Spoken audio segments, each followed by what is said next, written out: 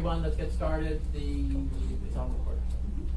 Community and Economic Development Committee. Let's go around the table. I'm John Weddleton, Chair. I'm Chris Shitty, Director of Office of Economic and Community Development. Amy Tombowski. Forrest Medgar. Big Train. Sean Dell, Planning Department. Brian Yell, Planning Department. Amanda Moser, Clerk's Office. Andy Honest, Clerk's Office. Go around the border here, I guess. I'm Hugh Wade, Hoffman, Alaska. Jake Whitfield, with Planning. Francis McLaughlin, Planning. Rick Usher, Public. Chris Usher, Public. Steve Wolf, Public. Mike Dillard, Public. Valerie Massmer, Public. Kim Cole, Public. Kevin Duncan, Public. Jane Stinson, Public. Leah Levington, Public. Nick Miller, Public. Abby Miller, Public. Kathy Gleason, Trinity Community Council. And Sharon. Hi, Sharon Ferguson, Planning. Okay, we made a little change here. We all have fancy name tags, and just to, what I like in the discussion, and some of you have been here before, others haven't, we'll go through each case, and then the people involved with it, the business owners and maybe a representative, can talk. And we've let people kind of loosely sit at the table, but that gets a little, gets things out of order a little bit on participation levels. So what we'll do on each case is we have a case as the owners, and then if you have a representative, can sit at the table. And then as we move to the next one, let those seats go to the next group. And when we move on to some of the other topics, when we look at the pedestrian routes, we have another issue on a tax abatement thing, is kind of give up those seats. And so the general public would be on the outside seats. And generally, if we have time, let everybody just raise your hand, and I'll recognize you to speak. Because we want, you guys know the industry, we want that input. But it just keeps things a little more orderly and fair, so that it doesn't seem like certain people have extra access to the committee meetings. So, okay, let's start. The first one is Raspberry Roots. So, your Raspberry Roots, we have, and you can pull up another seat if you need four. Okay, and you are Kim Cole. And we'll start with who's on staff on this one? Ryan. So you want to go through it? Thank you, Mr. Chairman. The applicant, Kim Cole of Raspberry Roots LLC, is applying for a special land use permit for marijuana cultivation to total approximately 10,716 square feet of cultivation space within an existing industrial use building. The proposed facility is within an I-1 district generally located northwest of the intersection of Raspberry Road and C Street. Ms. Cole obtained a non-conforming determination for the site which addressed the lack of available parking, paving, vehicle turning and maneuvering, a building setback encroachment, and the lack of required landscaping. In order to operate a cultivation operation of the intended size of this location, a substantial electrical upgrade is needed. Ms. Cole has had numerous discussions with you guys electric about the necessary upgrade and has a timeline in place for implementation. Planning Department recommends approval of the special land use permit subject to the conditions as stated in the staff report. Okay. Yeah. Ryan, to fees and fines, item 3 on here, item 2 on here, they paid all of that. And I just found out about that yesterday, so I. We're talking library fines or what? It's a parking ticket from downtown. I bet nobody's ever had one of those. You had one that you had parking fine, had a library fine. Oh, okay. So you take care of it before it comes to somebody. Absolutely. We don't want delays. Absolutely. Where is that? It's on the front page, item number 2. Oh, right here. 3 after that. Apparently she has multiple parking tickets, or just one? It's just one that I know of. Is there any other comments? Amy? I have a couple. First, Kim, this is for a cultivation license, right? But you're planning on, in the future, because I saw your hours of operation in the future for retail would be 48. We'll talk about that when it comes up, but I just wanted to make sure I'm clear. Second, the power issue that we're seeing, this looks like it's going to be a significant expense for you. Because if you're short of 3 phase power, are they making you wait 3 days all the way to your building? We do have 3 days in the building, we just don't have enough amperage. So they're having to completely boost it. In their letter, they say from the time that the work orders open, Chugach Electric plans for 16 to 20 weeks. So my question for you, Ryan, maybe you can answer it. Or Sean. typically, the way the conditions are set, basically, it says that they have to resolve the Chiac Electric Association, the needs complete necessary upgrades. So my understanding with these conditions is the permit wouldn't be issued until the upgrades are met. But in this case, it's kind of catch-22. I mean, it says clearly in the letter, and they have enough amplitude to get started with the first phase, and the second phase is conditional. So the way I read, I mean, are we clear enough in this? I mean, there's two ways we could do it. Number one is we could say conditionally, you can get started with your first set and put a time frame on the second phase being completed. Or you could just let it go and wait till a year, and after a year, then come back. I mean, what are your thoughts when you guys were putting in the condition for this one? My thoughts on that one were to go ahead and approve the license so that she's able to use that amount of space. And if she doesn't have the necessary power, she's not gonna be able to fully, utilize all that space for cultivation anyway. So for us to put a resolve, as long as we have a sort of a plan in place of when those upgrades are gonna be completed and how much space can be utilized, up until she's able to use the full 10,000 square feet, in my mind, for the permit, that would make sense, right, permit. But as far as the conditions within her, Chiac Electric, that's kind of Chiac Electric. Okay, so, I read in here somewhere, now you have to forgive me, we had 3 very long permits, so if I start to combine them, just call me off here. But I read somewhere in here that it said her use of power is not going to affect the neighbors. Is that correct? Is anybody here from Chiac Electric? Very nice, Bill. Oh, I didn't see you there, Phil, you snuck in behind me. So Phil, I think I read in here, it said she will not impact the neighbors, because that's what I'm a little cautious about. Correct, and I'm glad we're having this discussion because this is the first one of these situations, I believe, that's been before you. And as background, Eric and I sat down the other day and talked about this because we have had a couple of applicants who have said to us, well, we think we might start with what we have and grow into what we identified.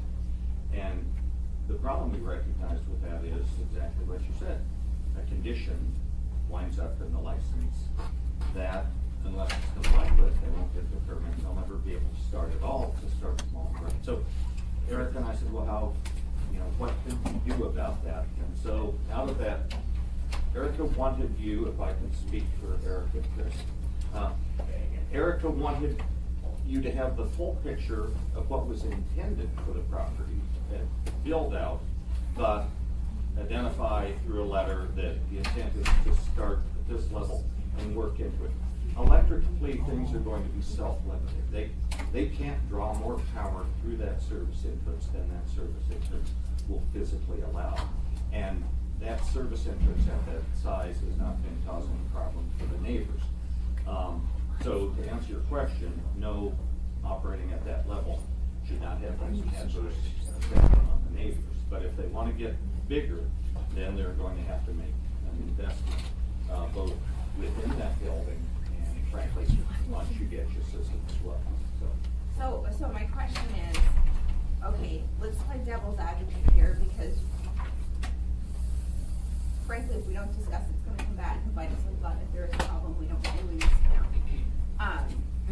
So let's say we go ahead and conditionally approve this. I saw your letter. Your letter said, listen, when they can get up and started, when they get ready to grow, we open the work order, 16 to 20 weeks, we can have it done, good to go. Well, what happens if they go to, they start growing and they start stressing their system, and then they turn around and they just keep putting off, actually having the appropriate amplitude or whatever electricity needs for their grow operation or their facility. Is there any way they're going to impact their neighbors? Should not. If they increase their electrical demand within that building, beyond what that building is wired for and designed for, they're going to trick the protection within the building. They're going to trick breakers and other things. I believe, Kim, correct me if I'm wrong, but basically they're paying for this much space.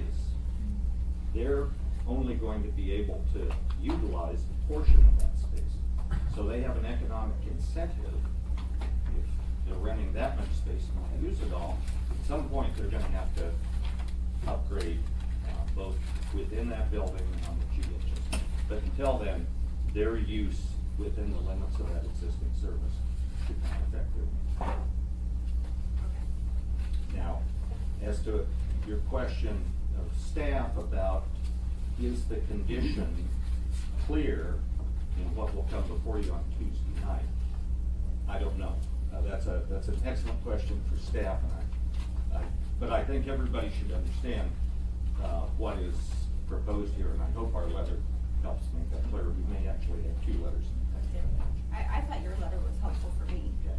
But when I look back at number 7, I see we're gonna issue the license, but it does nothing to address, in my opinion, the potential need for, higher load. No, it's conditioning the license. It's literally a condition. But that's what I'm asking, is if it's clear, so I'm not sure it is, but I know you guys know what you mean. Yeah. My question is, if you were to get hit by a bus tomorrow, and somebody else comes in, It would be, because it's gonna be up to Phil, you know, if he's gonna, it says resolve with Chugash, so if he says it's okay, then I'm fine with that. okay, so his letter right now in the packet that says you have sufficient load for the initial phase of your business is fine. So we've determined, by square footage, this is how much you're licensed to do, this is how much you're good to go. So if they come back to you, then, you know, and in my mind, this one, I can't remember how big their square footage footprint is compared to the whole building. Is it the whole building? I can't remember. It's the whole building is about 18,000 square feet, and just occupying approximately 2/3 of that total, with retail and other things. I've raised the question, I don't think the language is clear enough, but I don't know how to make it without putting restrictions on there for a time frame. But I don't know her business plan, when she's gonna expand either, so. And the hard part for most is, we're not electrical experts. Chugash Electric would be the call on that, so that's why when we write a condition, a simple resolve with Chugash Electric, as long as we get a sign off from Chugash Electric saying that upgrades will be done, or this is the upgrade as planned, that will satisfy things for us. I have another, idea, or, you know, just idea for thought. Because obviously, once you issue the permit's issued, the assembly can pull it back if there is issues, and we can bring it back for review. But what if there becomes a problem? I mean, we dealt with this out in Birchwood with an airplane manufacturer. They were tripping their own stuff and they couldn't run. I mean, that was a problem for the business, so I suspect that would be the same in this case, but, you know, again, playing devil's advocate, there's issues. Phil doesn't think it's going to impact the neighbors. I think I'm just overthinking it, but, there could potentially be, that's gonna make funny. I was about to get, like, what? No, but I was thinking if there was a letter or something, notification by, Chugash Electric that, in fact, this is impacting services in other areas and they don't have sufficient power at this time. That could be another reason to reevaluate the permit, but I don't think, John, we need language in there to say that, because the assembly, if we're notified of a problem, we can reevaluate it at any time, right? Simply dealt with the simple. Yeah, we specifically chat about the law that way. Okay, I'll let the electrical issue go. I think that was the only thing I was really concerned about. The other, thing that I see, Kim, when you, talked to Warning Lakes Alaska, it looked like they were just concerned that some of your open floor parking might fall into that area. That was their initial concern. Yeah, and that's been resolved. Yeah, I talked to them about it, and, okay, so this is Raspberry here, we are here, they're actually on 67, down the street on 67, so it's, in order for people to even think about parking, they have to go on a totally different street, park over there, and then, like, there's a little walkway about this big to get from that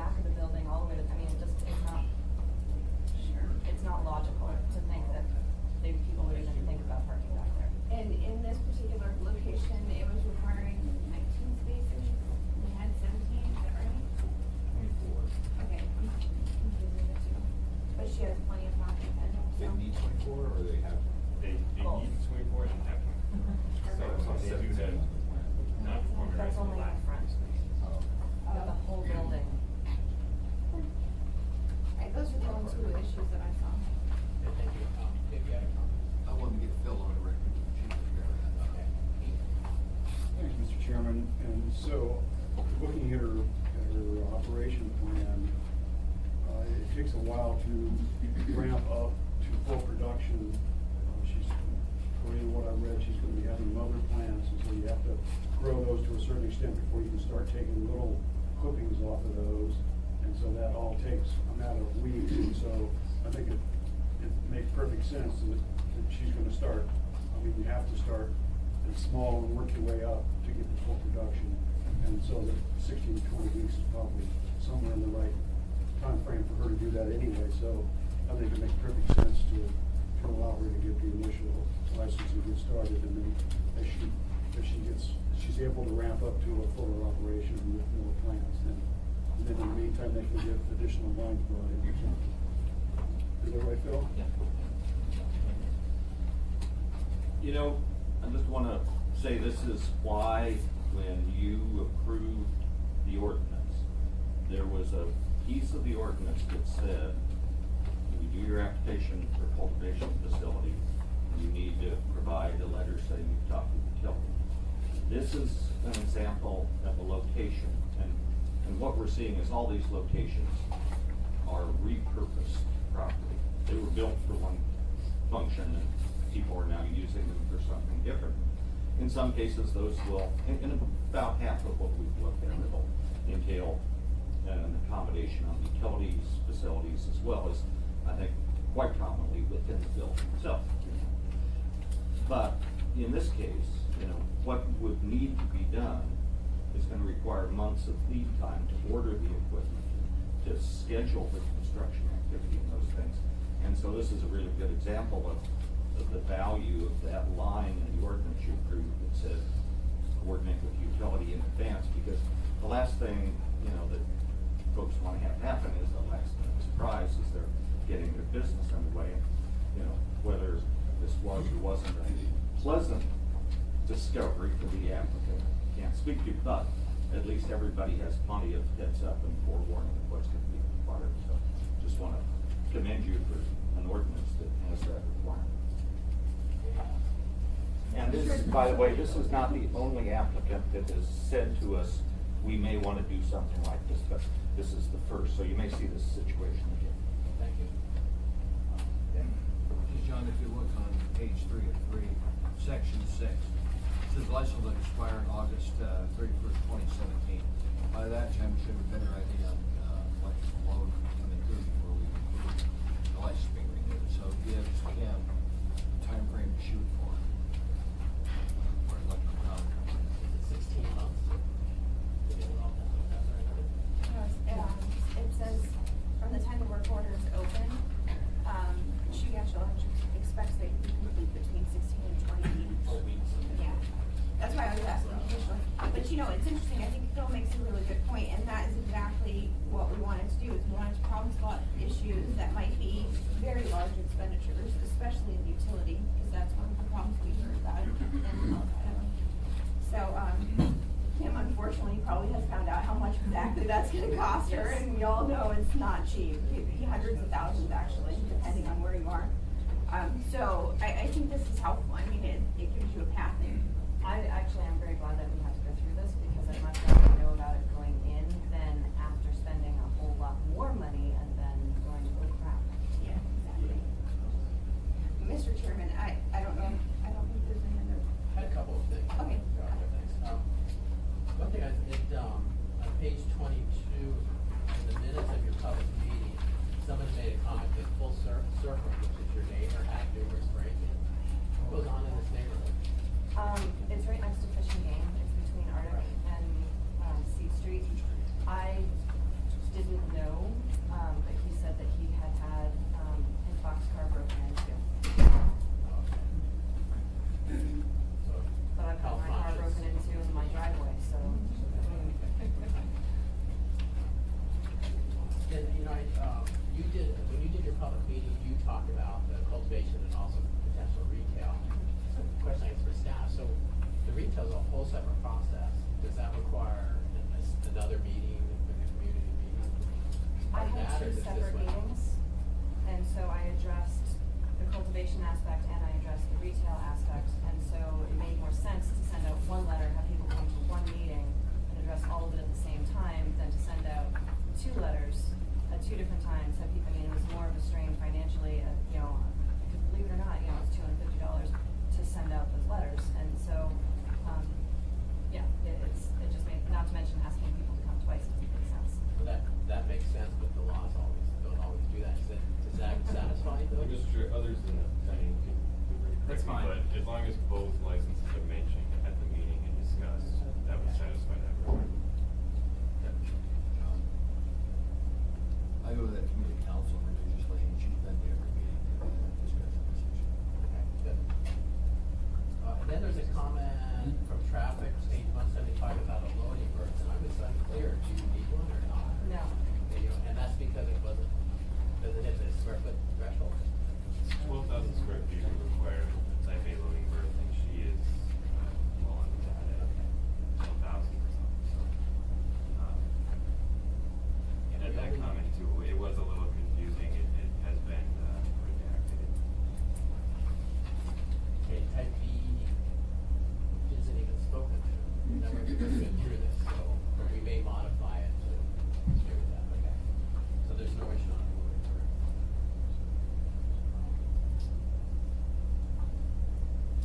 And I have a thought as a retailer, though we're not doing the retail here. We see a lot of these applicants and looking at your plan, there's no bathroom connected with the retail. And I don't think they're required to. But the reality of retail is some people come in and they gotta go. And this is a customer, and you like to encourage your customer to want you to do. And then you have a bathroom, they know it's 5 feet away, but it's in a cultivation area, they're not allowed to go. You will be in a conundrum. We have a couple retail, the other ones all have bathrooms connected, and I'll tell you, this is a retailer, you like to have a bathroom for your customers. Sketch out where you might install one, which we. Okay, so that's all. Mr. Chair, I, would make a motion that this application be forwarded to the full assembly for consideration. Okay, any opposition to that? Okay, so that's what we'll do, thank you.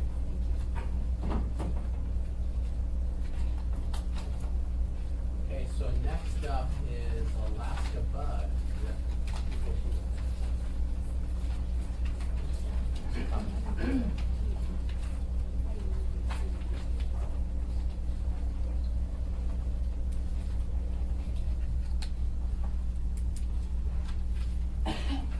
Okay, hi. Hi. Your names again? Tammy Miller. Nick. Okay, who is this now? This is an application for a marijuana retail sales establishment. It's called Alaska Buds. It's located on the downtown periphery, on East Fifth Avenue between Juneau and Harlech Street. It's in a B3 zoning district. It's occupying a former store that they use for putting car stereos and that sort of thing. So that use is being changed over to the retail store.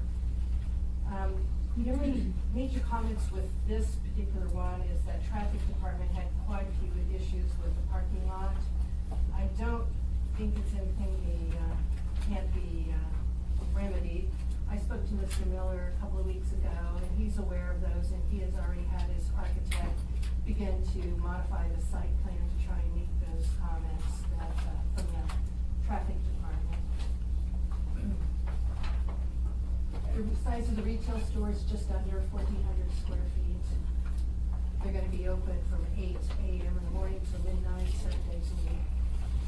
I have a new set of drawings that are on the traffic now, if folks wanna see them, so. The architect's been going over quite often, and working with them, so I have several sets if people want. Nick, can you remind us how many parking spots are requiring you to have and how many you have? I have 4, I'm down to 8 now, I was up to 12 at one point, but we're working with traffic on that, so it's gonna be more than 4, somewhere around 8. We'll go up to 12. What's the requirement? 4 handicaps.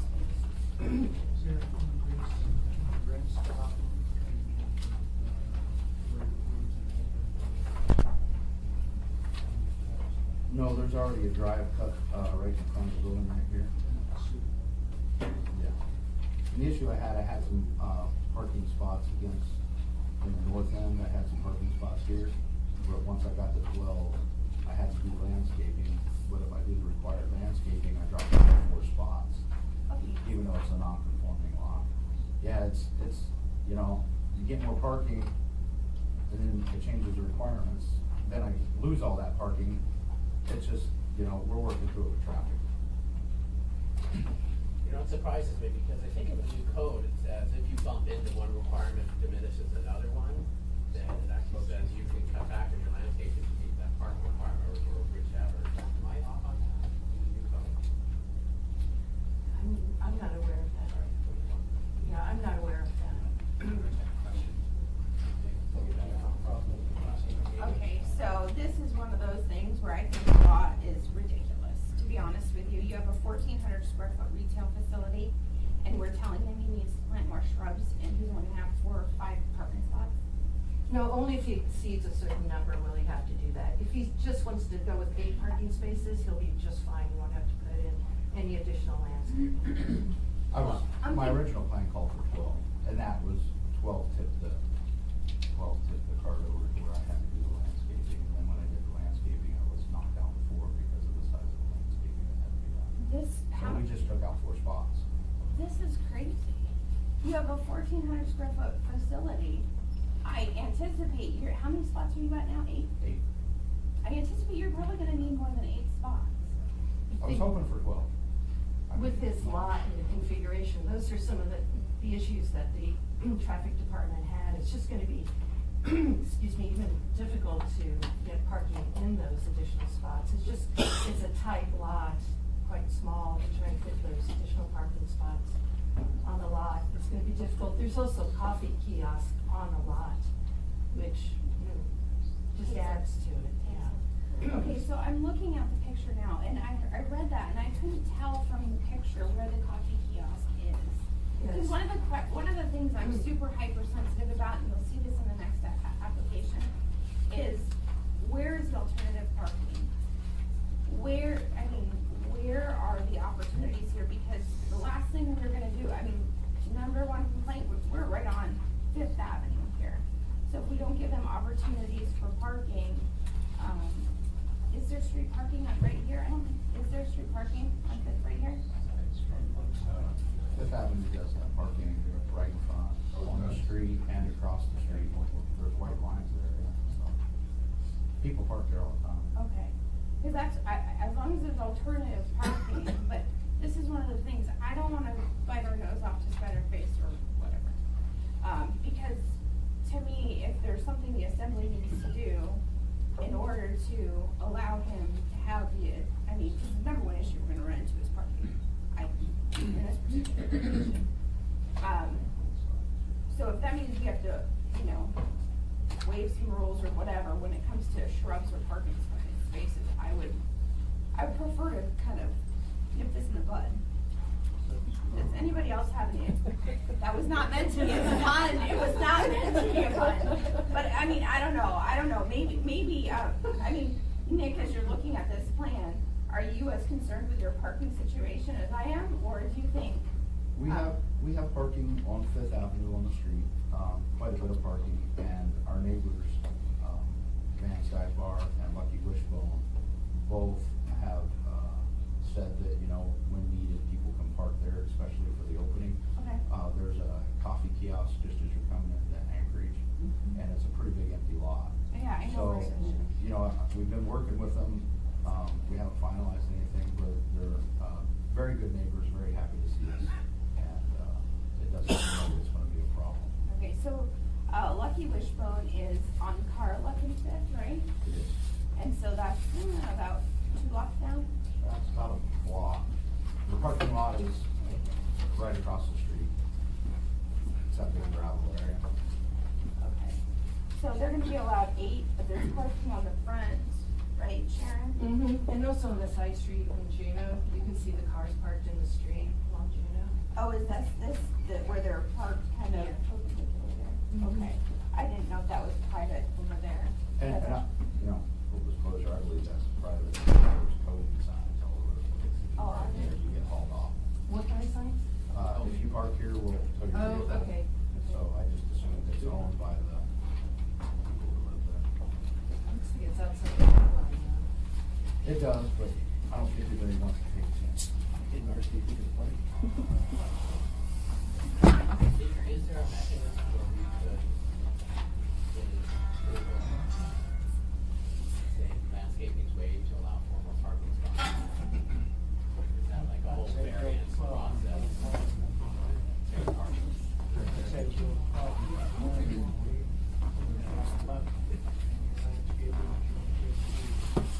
No, there's not. Go get some code.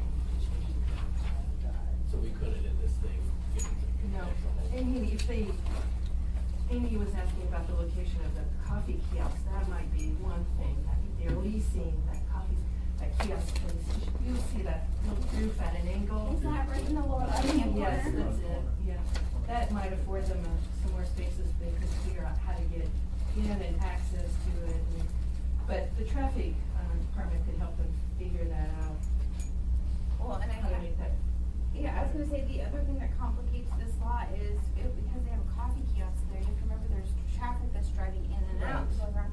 But I have to, I'm not the attorney here, we don't have any attorneys here, but the assembly always has the opportunity, whenever it's code rather than chart language code, notwithstanding parking requirements, we could do that.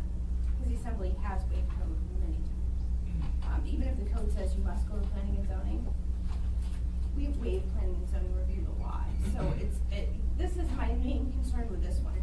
And, it is, I wouldn't say this is something that's the applicant's fault, it's a lot in which they've picked. But I think I think this could potentially, especially because it's right on Fifth Avenue, we're talking high traffic, high visibility. They're more than likely going to be one of the biggest, the busiest locations, because this is the first one we've seen on a major visible area. Thousands of cars a day, I would bet they're gonna be just swamped. And to me, 8 parking slots, okay, now they have frontage, but, and people can park all the way down here by Sugar Shack, but that is a little bit of a walk. If there are cars parked on the angle across the street. Right, and that's what they're saying, is they think that's private.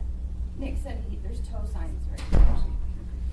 So again, this is something the assembly should really think about, because, I mean, when we didn't provide for adequate parking at Rustic Go, we had 100 people show up at the assembly meeting. So parking is, I'm very sensitive to parking and not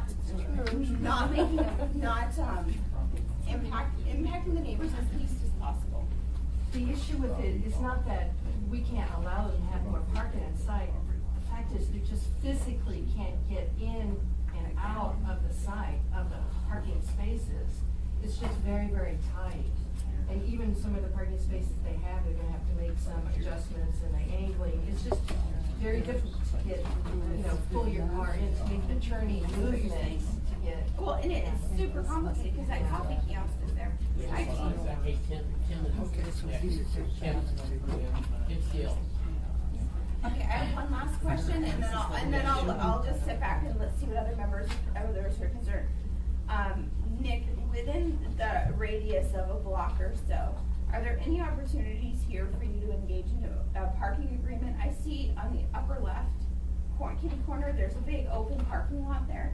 Is there an opportunity for you potentially to enter into a parking agreement? I don't think I have the same picture you have. Look, right up here, here's your spot. Okay. Here's this big open lot with one tiny little house in the middle, or building. Have you approached any of your neighbors to potentially be able to enter into a parking agreement? The only neighbors I talked to are Vans and Lucky Wishbone. Mhm. I believe that is a big car storage lot, but I don't know who it belongs to, and it's typically full and locked up. So I hadn't contacted them because it's typically, that's Lucky Wishbone's lot. Well, I just wanna, he's fair notice. If this becomes a major issue, which we've seen it with other businesses, where neighbors are clamoring to pull the license, frankly, of a restaurant, you may proactively wanna go and find, other parking alternatives and get into a formal parking arrangement with them to demonstrate to the assembly that you're proactively trying to head this off, because especially being on Fifth Avenue, the last thing we wanna do is create a traffic hazard. So if this is right here, this is the biggest concern with your license, is lack of parking, and it's no fault of your own, it's just the location. And as Sharon was saying, you know, the coffee kiosk does make it a little bit more challenging. So, you know, I don't know what else to say about it, this one's concerning. Francis, you have any comments? Oh, well, I mean, it's maybe not relevant anymore, but there is a process for deviating from the code. It's a zoning variance to be reviewed and approved by the Urban Design Commission. And it would be concerning, you know, to me, if the assembly were to consider, you know, waiving Title 21 code requirements. It's not something that's in code where the assembly would be granting zoning variances. So I understand that, you know, we may be grappling with these parking issues, and maybe the assembly wants to see more parking as this foreseeable, you know, parking demand. But there is a process for, you know, I mean, the code requires a certain size parking lot that you have to provide these additional amenities, and you know, that's what code requires. I guess I just want to say that there's a process for how to deal with that already in code. Okay, Tim, did you want to? Basically, parking may be a problem, but, you know, we really don't have a way to judge, what the demands would be. You know, is it Friday, or is it Saturday, or is it, you know, do you need to, you know, your management practices are something you're certainly not gonna wanna make the customer go out and do. It's cheaper. And we are working on that with our neighbors, I just haven't gone over to the neighbors. I think it's a real car lot, it might be a car lot, I'm not sure which, but it's always full of vehicles. Another thing that has come up is, it's been talked about because of the, there may be opening day or opening weeks or a couple of weeks, because of the high demand during that time is having owners arrange some sort of shuttle bus system that would, you know, pick customers up and drive them back to a location. That might be something you think about for your first few weeks that you're opening, when everyone is excited about the new store. Our plan is to use the lot down by the Sugar Shack and have folks outside directing traffic.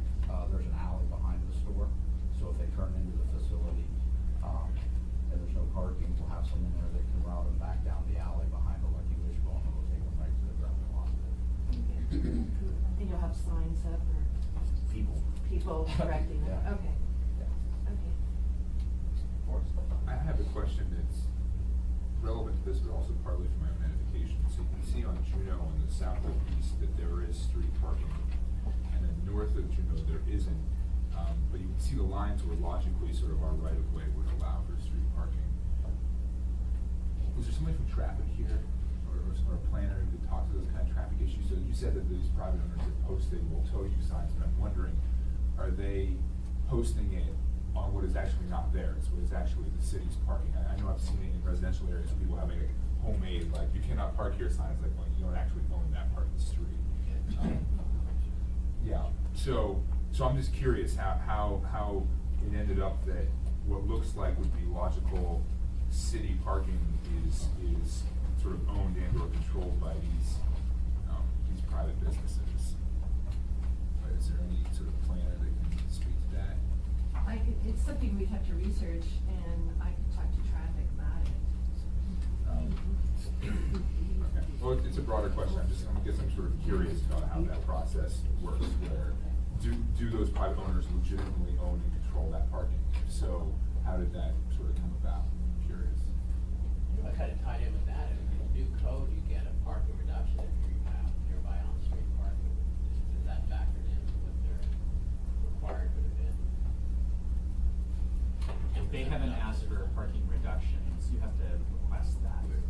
don't need a parking reduction, so, yeah. He's actually wanting more parking. Yeah, we are required for, we have 8, at one point we had 12, and we're still working with traffic. So it'll be somewhere between 8 and 12 on the lot, right, and then we have one.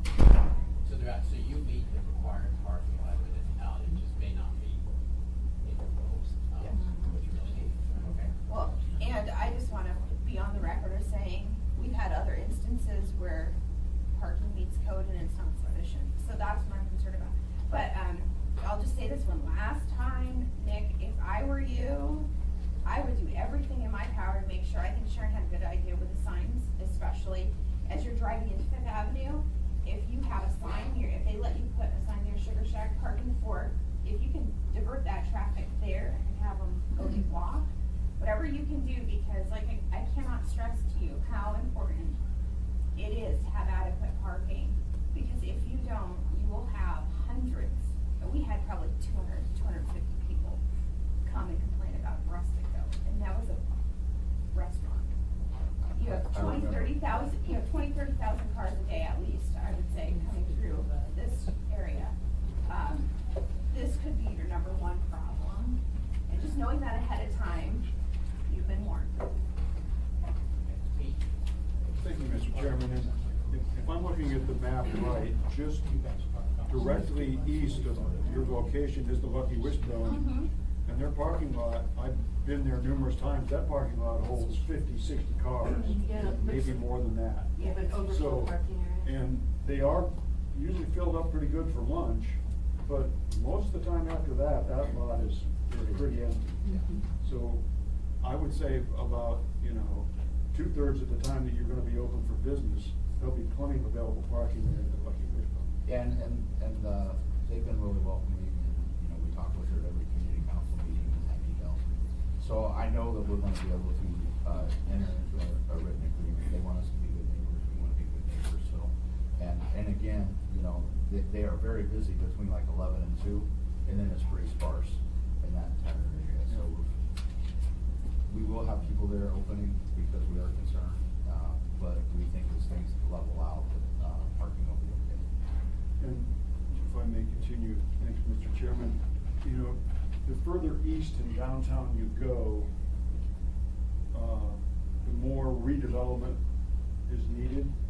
And so I would think other businesses in the area would be happy to have someone that's gonna bring foot traffic or additional customers into that part of town, because they may not just stop at his store, they may stop at and, do business with other people in the area. So, we talked before about how can we get, development to move further east into downtowns, because that's an area that needs some improvements. Thank you. Any other comments? I have a question for Sharon. Sharon, the other thing I noticed on this one is there was comments about, I think from the planning department about lighting in this area. Can you just speak to that? It's just an advisory, it'd be good if he did have some lighting there. There had been a canopy in the front that had lighting, in its former use, but that canopy has been removed and the lighting went with it. So being they're gonna be open, during up until midnight, it would be good, especially during the winter months, to have some lighting out there, but it's not a requirement, it's just an advisory comment. And then, it's funny you said midnight, because I think I had put a note here because it didn't make sense to me. I thought in your application I read you were gonna be open from 8 AM to 12 PM. Did you mean 12 AM? Okay.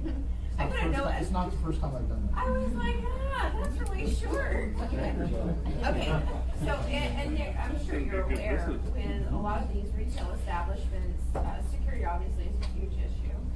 So, it would probably be wise of you to make sure that your lot is well lit. I'm sure you're considering that. Yeah, if you look on A5, we're adding several fixtures to the building on the outside. We're adding at least three to a side to help with the lighting in the front, and then one on each side.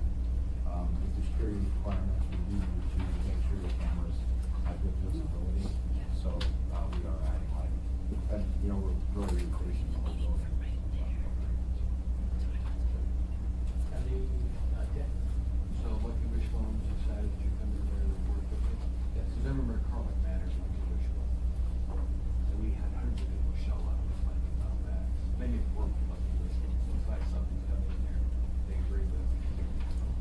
Brady, runs what people are, they're very happy to have us there. Van Stagler are very happy to have us there. Community council's been very supportive, so we've been going there for 14, 15 months now. I think you have to attend 6 community council meetings a year according to this, fund. We don't miss them. Everybody's out there. Okay, Hugh. Perspective comment, these folks, they got a lot to gain, but they have everything to lose, everything. And there's lots of mechanisms for that to happen. Basically public protests, renewals. I'm sitting here listening to this conversation, I can't believe the amount of micromanaging of a business. It's unfreaking believable. Tell them they need to have a shuttle, tell them how they need to manage their neighbors, telling them that they need to have a parking agreement. Formalized parking agreements run with the land often. Usually have to be approved by the muni. It encumbers those other owners as to what they can do with their properties. It's out of line. You guys need to get out of the way. These guys are already working with their neighbors. Sometimes informally, things work best. Don't try to add more rules or more things that need to be done. It doesn't help. I'm just gonna make a comment. The goal, this industry has to be taxed and regulated. That's exactly what they're getting. This forum is not to debate whether the assembly is doing their job or not doing their job as far as what we're telling them. We're talking about parking regulations because it's entitled to anyone. We're talking about neighborhood issues because that's what the assembly hears.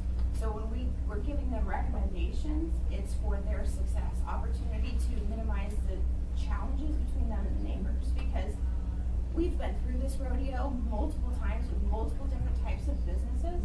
The one I was talking about with traffic was a restaurant.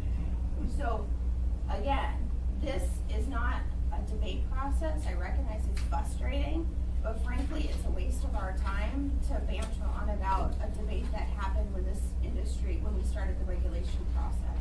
So I'd like to keep mission focused here and be constructive regarding each applicant that's in front of us. Right, thank you. And I would say our decision, the talk about parking and the shuttles and so on, that's not in the departments here. We're just kind of sharing viewpoints and concerns. So, right. We're sharing concerns. Okay. Kathy?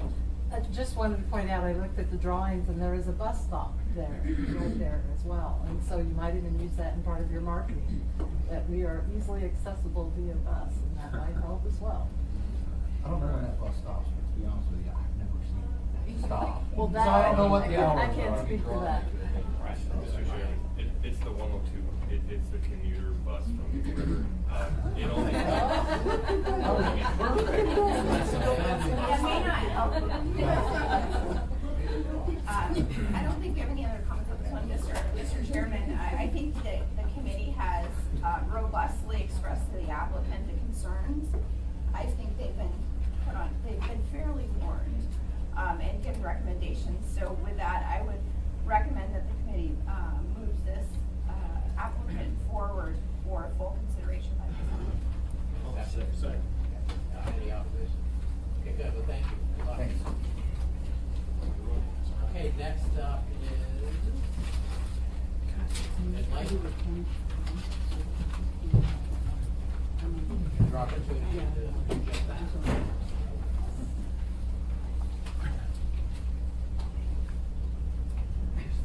Wait, your name is? My name is James Stinson, and I'm partner in the Leventon in Evan Leventon. Okay, and Stefan. Sean, so Enlighten Alaska is going to be located at 2600 Scarlet Road. It's going to be just over 2,000 square feet. There were 5 comments around position in the packet. They have attended community councils. James worked with the Scarlet Community Council. They came up with a memorandum of understanding, and that meets our qualifications, that meet all the applicable standards that we have. We can jump right into kind of the parking issue. They have non-conforming rights and they have a non-conforming determination. However, it needs to be updated to address some of the issues. I believe most of the conditions will be addressed and resolved through that update. It doesn't specifically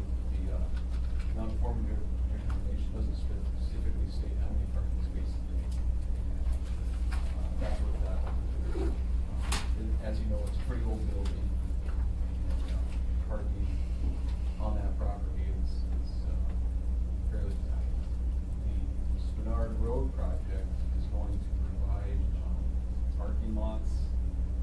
One of them should be located, down by the, Friends Bakery. The other, parking lot's gonna be just, south of Alaska Mountain, AMH. And then there should be another one down south. That's not gonna, those would be a few spaces. And then right in front of the store and off to the side on 26th Avenue, they're proposing, right now, there's this, there's a sidewalk. People just kind of park along the side of the building. The project shows those as being curb cuts with parallel parking allowed. So it's gonna kind of do away with people kind of parking on that asphalt and driving off the sidewalk. That's gonna provide parking there.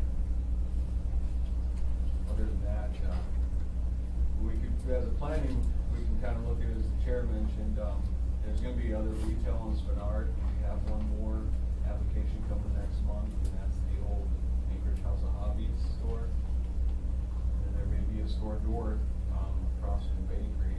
I don't believe you see that application yet, but we've been angry. So we'll have this kind of spreading out to potentially 3 retail shops, which may alleviate some of the, everybody congregating in one store. Jane had mentioned, I'll let her speak to it, that they had looked into maybe some parking agreements.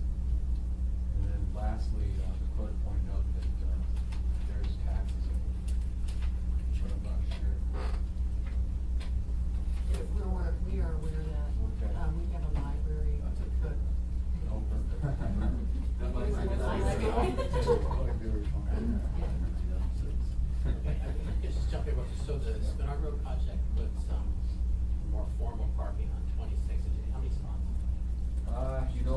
It's not completely finalized, but it looks like kind of what's existing there. There was 4 or 5. They basically just cut out what they own for right of way and put in a curve. You So have they bulbs kind of on pull each out. end. Yeah, pull-out bulbs. Okay, thanks. Kim? Yeah, in the past, we've always argued that we only had 3 parking spaces along the sidewalk. Right. So it's good that there will be some parking. We don't know yet, I don't know yet what they're going to do with the limits. Do something, parking probably. Yeah, we realize that. We're concerned about it also. So we are in the process of making agreements with the different businesses around, particularly Bear's Teeth, Mrs. Teeth's folks, because they have so much parking across, right behind old Lenex building and across the street. It's been hard. The property owner, the people who own the parking back, have been, kind of done a little testing in regards to using their space. Kind of relationship we have. Pardon me? Close city. They can look a place on that, go anywhere.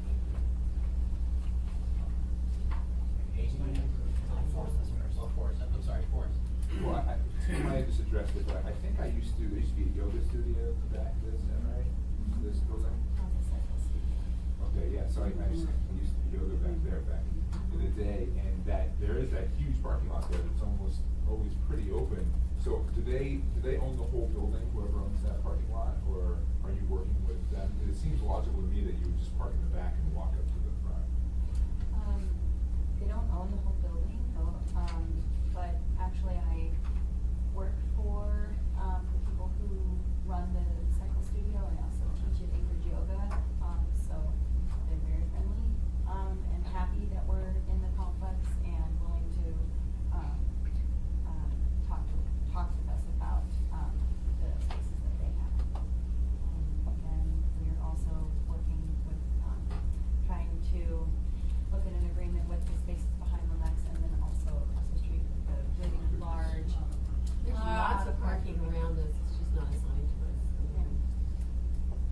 Just to jump in and clarify, this is actually not part of the Spinard Center. It looks like it when you're driving by, but this is a building that's like an in-home in that block of the Spinard Center. My business was there for 28 years.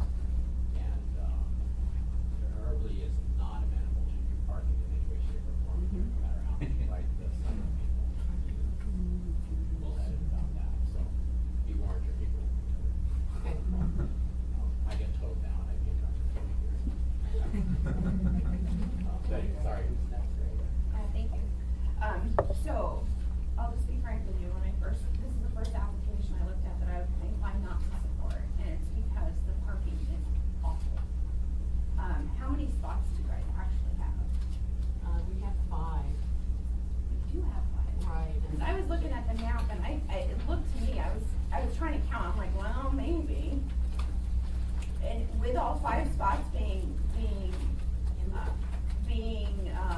filled, there's enough turning radius and everything? I don't think there's not enough turning radius. So, see, that's the thing, because when I look at the picture and I look at it, I'm like, well, if you put cars there, how do they get in and get out? Because it is super tight. Now, let me ask you, Sean, those extra spots you were talking about on 26 that are coming with the Spinard Road project, where on here, can I see on my map, is it closer to their end, or is it? So turn to page 12 of 230, and I can see a shadow of a car there, in the shadow of the building. Over here? Right, Oh, right yeah, here. Right there, see that shadow of the white car? Yeah. That's all right of way there, so it's basically where that car is parked, just imagine fellow parking all along the building there. So you it'll can be probably put 3 cars there, maybe 4. 4 or 5, and then 4 or 5, right. in front there, they're gonna, Spinard Road, they're gonna have a pole house thing with parallel parking along the shops. And when is that project slated to be done? Next summer? That's the third. And where are you guys hoping to get your, what neighborhoods do you think will be amenable to parking? We're directly across the street from the Chilky Charlie's parking lot. Which one is that? I'm terrible with directions. Oh, perfect. Okay, yeah, so I can see people probably pulling in there and running across the street. What kind of, crossing, is over there right now?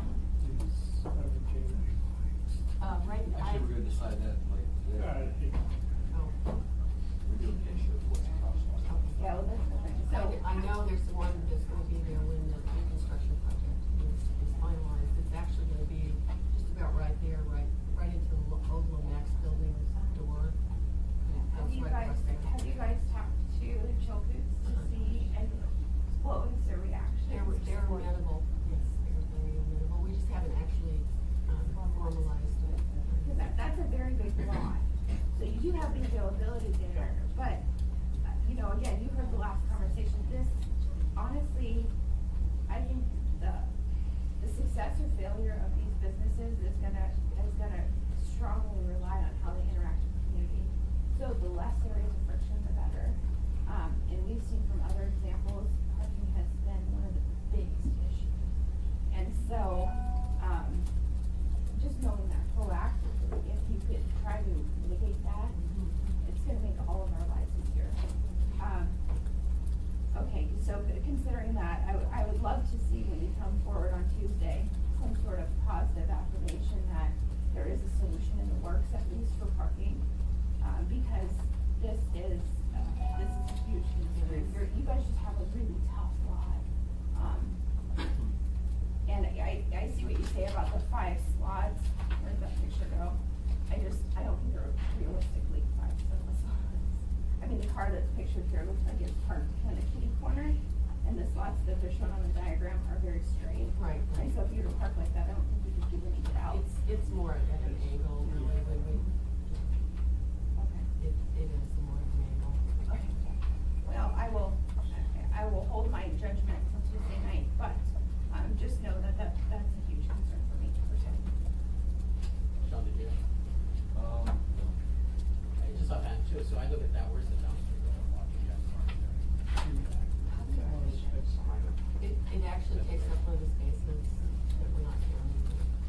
It's pretty gnarly back there. Chris? Yeah, just a comment, Mr. Chairman, for people concerned about parking. This is, for those of you that bike, this is the former location of Speedway Cycle, so you're very familiar with how hard it is to get access to that spot. The typical behavior of people visiting a lot of these businesses in there that aren't allowed to park in the Mama O's parking lot area, Fair Tube, Speedway when they were there, et cetera, is to park at if you look at the, what is this, northeast corner of West 27th is Bernard Road. Those 2 parcels that are closest to that corner are actually dirt parking right now, public parking, and they can accommodate up to 30 vehicles presently.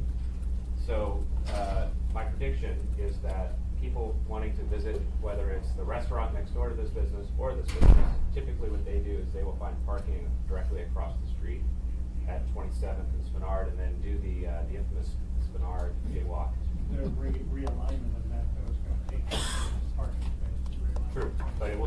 parking lot. There's, everybody's pretty good about finding parking. But no offense to the-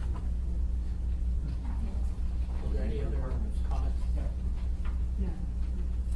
Kathy? Yeah, we're just going right now, we're speaking, I think pointing out that that's public parking, maybe a much bigger sign or much more visible for anybody who's up and down Spenarva retail would be helpful.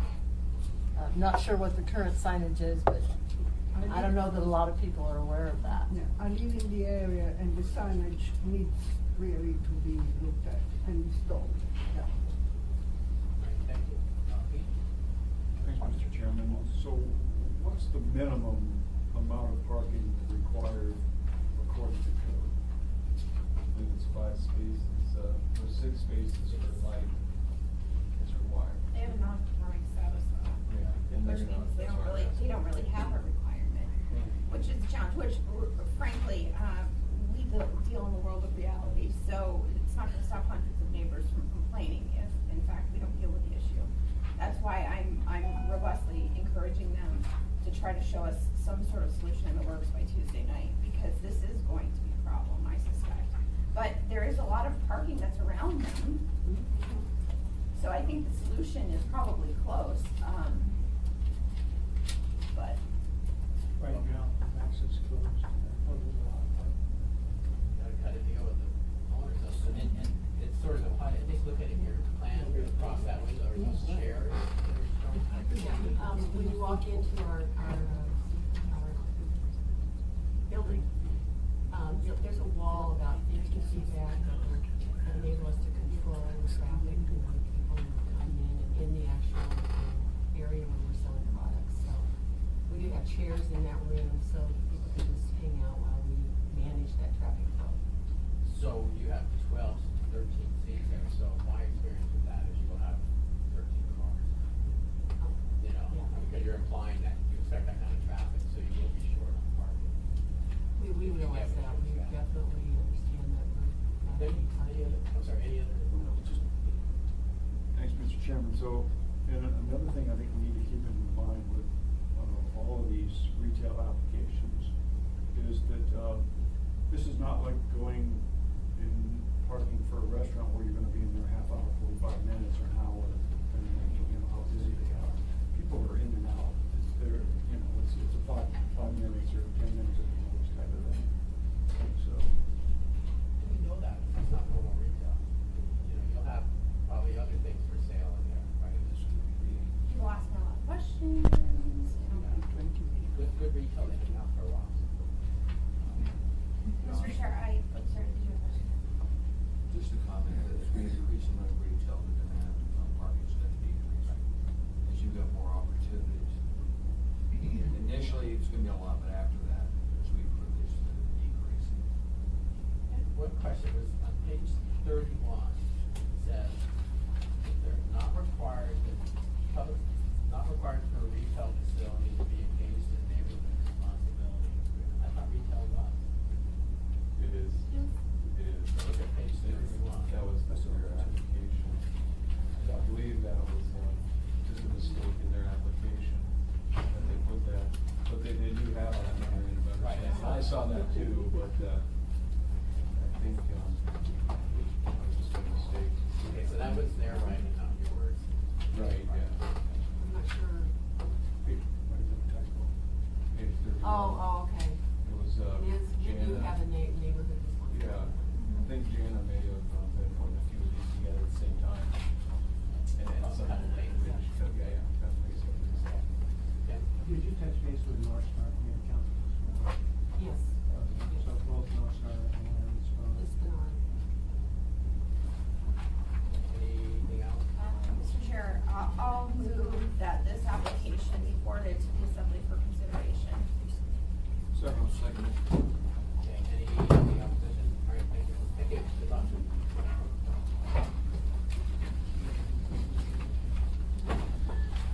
Go past it, nothing. He said, okay, I texted him. You want to step in? I think we're doing, You doing his ordinance or are you doing pedestrian We're route. starting with Pedro. Okay. What do we have? So we have Alan. Big issue. Sean? You said we have an hour. We're going long. Okay. Did you bring a sandwich? Sandwich? Sandwich. Oh, sandwich. Okay, so we are going to Mr. go Chairman, look at Chairman, head route. just so you know, we only have the room booked through 10:30. There's something coming up. Changed it. Oh, did you change it? Okay, never mind. Mandy's on it.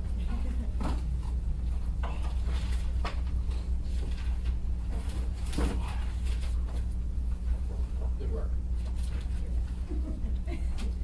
Okay, so we, had quite a discussion, got wait till Stephanie comes. There, I just texted them both, Patrick. I guess I'll go ahead and start a little bit, so I guess everyone here, we looked at this extensively. I don't know if anyone was comfortable with where we were, and we didn't have obvious solutions. At the end of last meeting, Amy was hoping to have a chance to look at some alternatives to, so we changed to some version of as the crow flies. I think you had a question on dedicated parks. Yes, I did. Actually, the dedicated parks don't qualify as an dedicated area. Okay, I think that's on the list, right? It's not on the list. It's something we should have done. Who requires them? Is that under state law? I'm told it was dropped out when with the P&Z. I'm still researching. I may have to bring it back and add it to it. I would think the whole park should be, would you count, not a playground. Maybe it's something dropped out. I think they dropped it out. That's what I was told. Something we'll have to take care of. Okay, so, I guess industry needs clarity. No one's comfortable with what we're doing. Yeah, exactly. There's one Where do we go? Well, I feel a little bad because I didn't get a chance. I know, Erica's not here. She comes back next week. Yeah, she's back on Monday. Yeah, so frankly, I didn't pay this, I didn't get a chance to vet this as much as I would have liked. But in part, I kind of pushed it off just knowing that Erica wasn't here, so I don't know what to tell you. I'm not ready to say that I think, this is ready for prime time yet, but that's just me.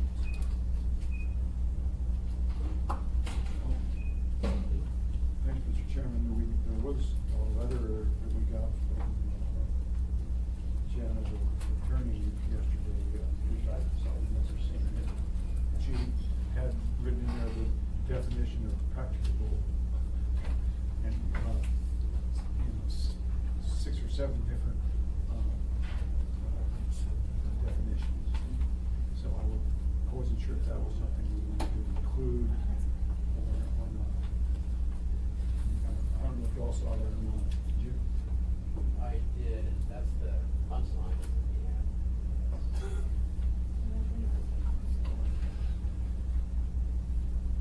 Any other comments? One thing we heard from staff was keep it simple. Everything we've done keeps it more complicated.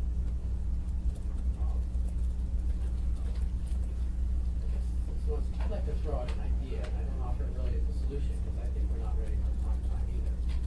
But we did have in our discussions that some uses to be protected we thought were a little more important than others. And some were added by the municipality, and some we really have to watch because the state requires them, so a little more careful. And we have problems where whichever measurement we do, it may put a marijuana facility across from a school or some kind of religious operation that would be probably generally believed and felt is inappropriate. And that, I think, was almost a key thing, is right across that street, that proximity. So I wonder if we could add in, thinking, kind of a 2-tier system. And one would be for schools, the various correctional institutions and religious assemblies. And say the first step is minimum of 200 feet from the door to the property line of the protected use. So first you do as a crow flies, 200 feet. And then do kind of the measurement practical pedestrian route is defined by Stephanie's modification of parables. Basically, he goes by the strict reading of the law, which is, Title IX says you can cross wherever there's a road, there's an applied crosswalk. So- And then for the remaining uses, the housing facilities, child care, homeless tenant shelters, rehabilitative care, community centers, rec centers, athletic fields, just use what Stephanie had proposed, modified area.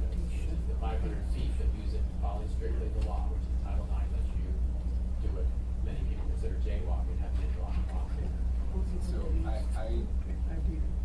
the concern I have with that remains the same one as well. I like the two-tiered system, but I think you have to, I still disagree with the idea of treating all roads the same.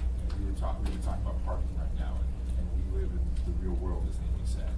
And it might be the law that Wright Street you can walk from Wright Street right across Tudor. But in the real world, I don't think we want to be encouraging that. And so I do think there should be accommodations made for major arterials. That is to say that at major arterials, you should use marked crosswalks in some capacity. If we don't do that, again, it just sets up a system where the practical pedestrian route, you can just scamper across and move down. Yeah, I mean, there might be nothing that we do encourages anyone to walk anywhere in particular. I mean, we're just using this as a proxy for some sensible way of keeping these things outside of the fear of influence. I mean, I don't think anyone, if you ask the average person on the street, they have no idea what Title IX says, and they assume if you do a mid-block crossing that that's illegal jaywalking, for the fact it isn't. And I think most people would be even less aware of the way we're just using this as a measurement. So, I mean, in the alternative then, when you guys were debating, not you and me, but when the Assembly was previously debating this issue and talking about practical pedestrian routes, they said, we're not going to allow people to run across these major arterials, right? And there were business decisions made based on that. And now there might be, businesses that are going to be, put out of business basically, because we've sort of, I think sort of arbitrarily gone back on what was represented them a year ago. I made a mistake. In Stephanie's presentation, she does have the last point here. The routes will never cross, and she had written controlled access streets. And I think in our discussion, that didn't quite work. Yeah, it doesn't.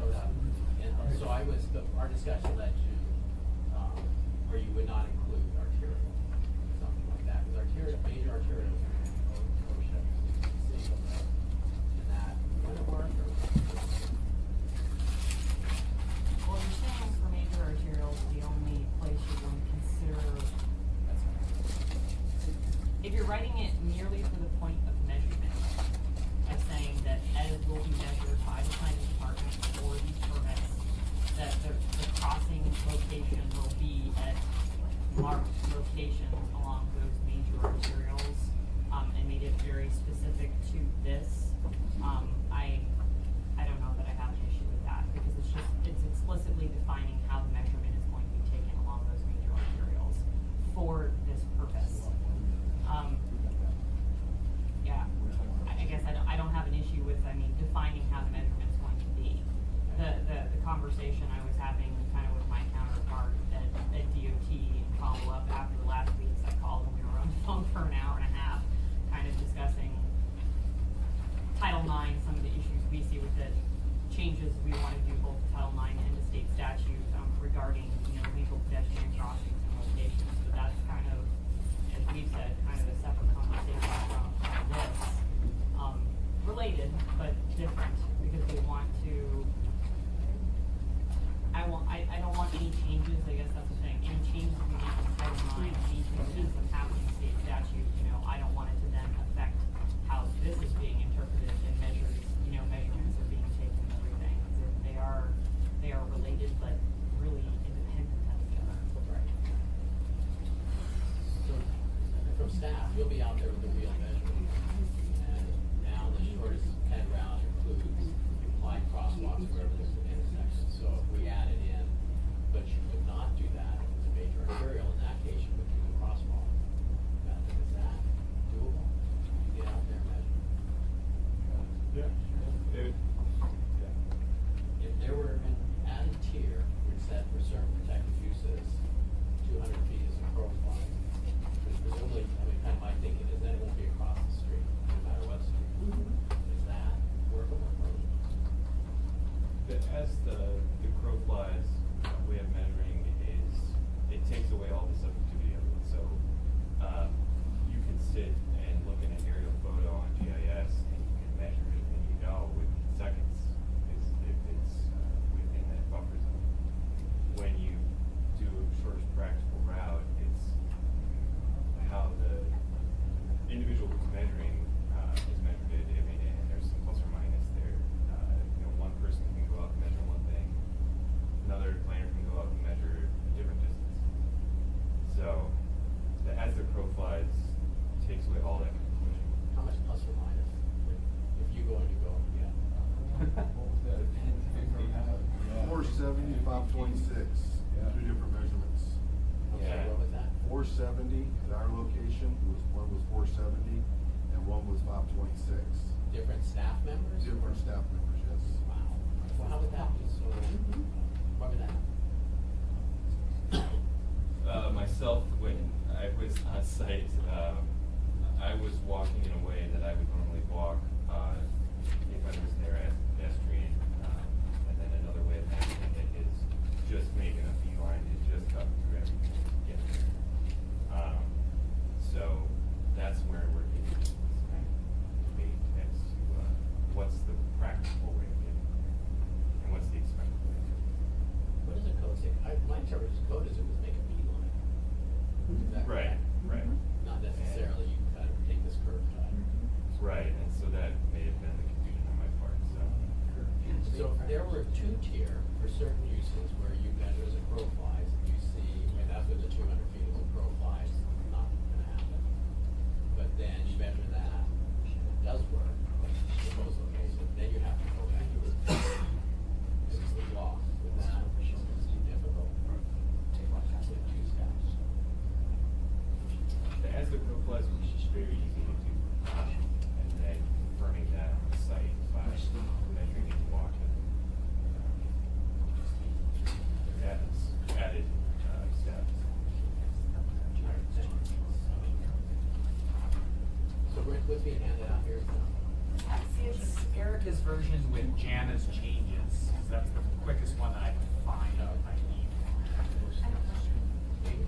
My question is for Chris. Chris, last time, I have to tell you, I'm not bought and sold on this whole two classes of protected land use. Frankly, I think there's a reason we have protected land use, and I'm not gonna, without real excitement or real, that's not the right word, without real, compelling reason for me to separate out land uses, I look at them all as, the reason we classify them as protected land uses is because that's what we deem they are. Have you had a chance to talk to legal and ask legal if we can bifurcate protected land uses, or what is the opinion? Yes, so through the chair, we have sent that question for them to look at and haven't gotten the answer back yet, but the initial response was they're not sure that that's allowable, but they're doing the research now to make that determination as to whether or not two things can occur. One, you can separate out different classes for different requirements, and should you go to a 200 as the crow flies for particular uses, is that in violation of state law? Well, and the other thing I would mention is there was a lot of robust discussion on federal enforcement that has happened. And when you get under 500 feet specifically, they cited they cited examples in Colorado of establishments that were actually closed down by the feds. So again, you're getting into this issue now where we're talking about 200 feet potentially from a school. And I think that, again, is going to become a federal issue, and I think you're gonna have problems. So, again, I think this is getting more complicated, and I think we have to step back and look at we have to go back to when we drafted these regulations and remember all of the history.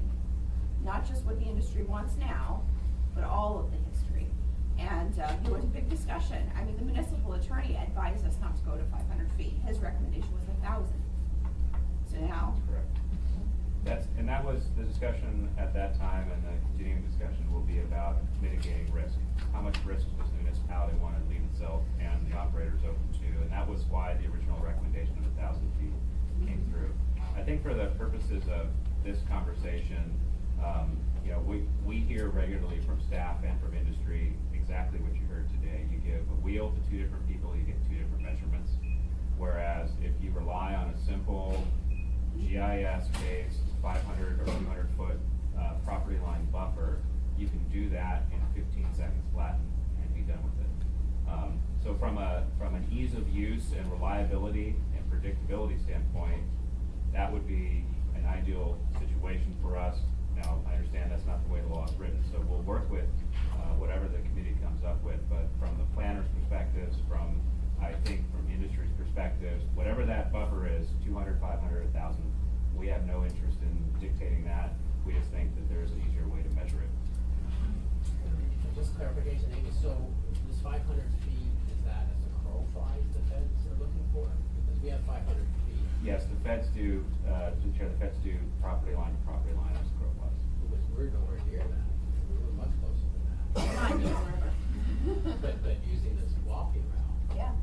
Well, that's right. I mean, and there's a lot of legislative record when we were debating this, and this was the issue that we brought up a lot. A lot of these operators, you know, they pushed and pushed and pushed to shrink that thing, and many of us were on the record saying, you have to be mindful. If the feds come in and shut you down, it's not that you weren't warned, because it past precedent. There's reasons they set certain buffers, and there's a lot of discussion. How do the feds measure it? How do the feds measure it? Because we don't want to set somebody up for failure, I guess is my whole point. So again, as we start talking about this and shrinking these, you have to be mindful of the past precedent with what the federal government has already done in other parts of the country. And actually, when I did this two-tier system, whatever, the minimum 200 was not a shrinking, it was to increase the buffer, because that was just being proposed, because you would still use 500, so that was not my intention. No. You're just adding that, so you don't have it right across from the school. Yeah, no, and I think that particular part of it is better, frankly, but I think it still shows the challenge you have, the different ways you measure between lot line to lot line versus the pedestrian walking route. It's just definitely a challenge. So we did not go with 500 feet as a crow flies in Acre. No, they did 500 feet walking pedestrian route in the city center. And we didn't do 500 feet because of what? Right, as a crow flies. Because Patrick didn't want it. It's 500 feet with the state standard. Just follow the state. The walking. So Yes. just follow the state standard. Okay. And was it, in my recollection, is it shut out too much of the city, or was that not the issue? The concern was, desperately was trying to get the queue here, but the concern was, as the crow flies, if you use 500 feet, that there would be a de minimis available real estate for I just wanted to point out, what I recall, and I didn't track this super closely, is that the Assembly actually passed it property line, and then went back and changed that, reconsidered that, and or passed a separate amendment, going back to the way that the state measured it. You broke it. I got two comments. One of them has to do with the macro. You know, we get criticized for bringing this stuff up that you guys already rehashed, but if you're gonna talk about it, then the public's entitled to talk about it. Let's talk about this Fed issue. The Fed issue, the risk is all on the proprietors, okay? It's up to them to, I don't think the community really has anything to lose or to gain. We've already rehashed this. This idea that the feds are gonna come in and shut people down is far-fetched. It happened in Lower Florida, but it also happened when they were doing other stuff like selling illegally, underage prostitution and whatnot. It's overblown. We don't need to worry about it. We shouldn't be discussing federal issues here at this level. Okay, get to this issue of as the crow flies versus the practicable pedestrian route. I agree with what Chris said and what you said. You're right. it makes sense, that two-tier system makes sense, just for clarification. The trouble you're up against is, we got people that are paying rent, and need to open their business, and they need a decision now. Because they need to either fold up their tent, or they need to go forward and pay the architects and the security systems and everyone else. So you have to resolve this, and you can't keep on kicking it down the road.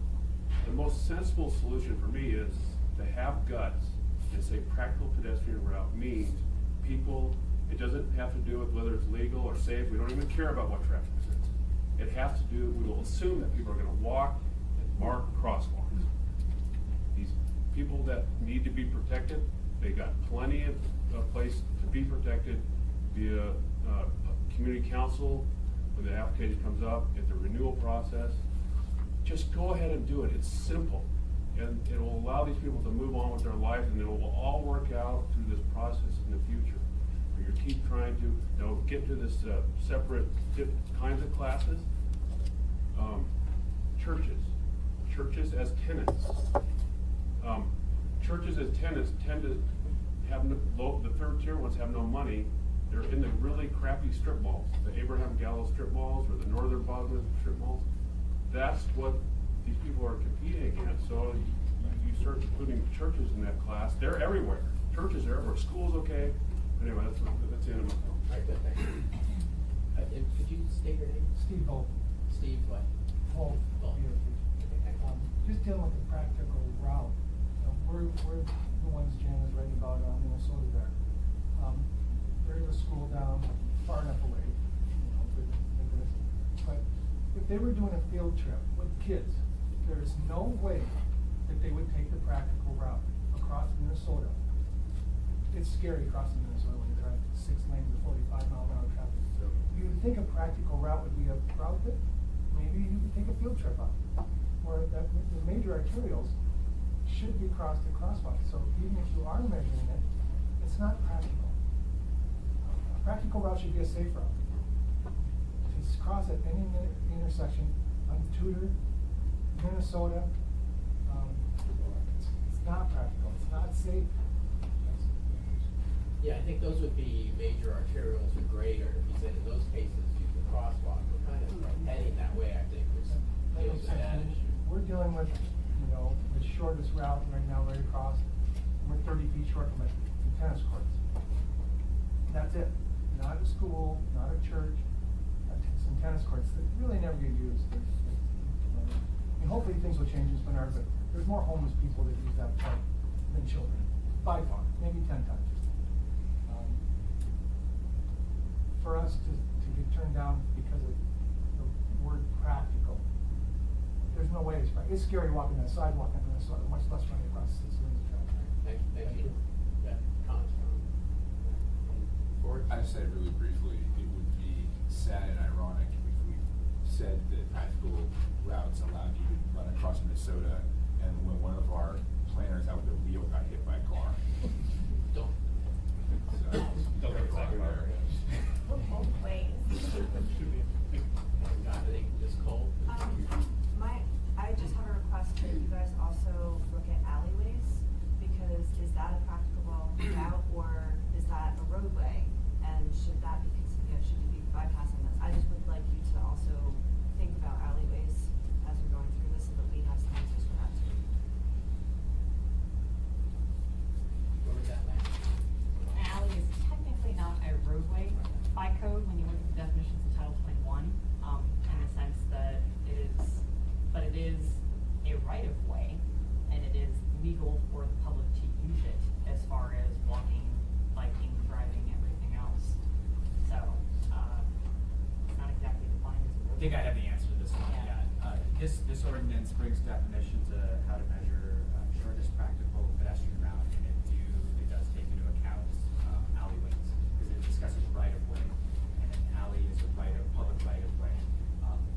What Stephanie's talking about is street has a different definition than alleyway. Yes. So, but this covers that for issues covered. Okay. Bruce? Thank you, Dr. Schulte. A couple of thoughts on, with regard to the offset distances from schools, the federal government, as far as I know, does not specify a method of measurement. In fact, fact, they don't even specify a distance, they specify a concept of a drug-free school zone, and left it to the individual states to define what that number was. Some states have 500 feet, some states like Colorado have 1,000. The state, in 7 out of 500 foot distance, identified sort of an implied offset distance of 500 feet. That's based on criminal statutes that apply different sanctions for sale of illicit drugs within 500 feet of the school, beyond 500 feet of the school. So that's how the state came up with that 500 foot buffer. The method of measurement was derived from the method already established in the alcohol regs. So that's how those two things sort of converged in the current state regs, just for clarification. The other thing, another observation I'd like to offer is we're talking about this offset distance from protected uses. So presumably then the goal is to protect those uses from whatever negative influences marijuana establishments may have. But in considering the method of measurement, we're trying to figure out what is the quickest possible way somebody can get from a church or school to this marijuana store. It's kind of, you're with me there, it's a different perspective. So we're looking at like, how quickly can a motivated consumer get to one of these stores versus how do we best protect these protected uses. I just want to point out that there is sort of a dichotomy of goals there. That's all I have to say. Right, and last meeting in this, we kind of said it's a proxy for keeping spheres of influences separate, but it's very broad. Yeah. So we had a couple of Stephanie. Did you have? No, I'm in agreement. I mean, I think that looking at the intent, and you and I were having that discussion, depending on how you measure this, and I agree with the conversation that's going on here. And when you look at a reasonable individual who's going to try to cross Minnesota through most hours of the day, they're likely going to go to a signalized intersection because they feel that's when they actually have a dedicated time to cross, and they're not having to wait for a gap. And if anything should happen, they have the legal right of way, at least when it comes to enforcement. And that's a whole other conversation of bringing in APD and legal, you know, of where most people are going to feel more comfortable are at those intersections. But then when you're looking at those measurements, and I'm not thinking of any specific cases, you know, but as you and I were talking yesterday, you know, offline, is if you have a street directly across the school from here, I mean, the intent is to not have that happen, of not having them within viewshed of each other, of being able to see directly, you know, directly be across from each other. But if you say 500 feet and that they're crossing at signalized crossings, you know, in many cases that's going to be 1,500 feet plus, you know, and it's not having that protection that was the intent. So it really is kind of looking at two different things, and I've struggled with that myself of, you know, I get we're talking kind of legal crossing pedestrian, but is that the intent of what the separation was? And I don't know that it is. It's kind of muddying the waters. Well, I was gonna say, that's why I liked your idea of when you say, okay, here's this, whatever distance you pick, if it's 200 feet, if it's 300 feet, whatever. I like it because, again, we're bringing it back to what is the point of having a protected land use, right? So, I like that idea.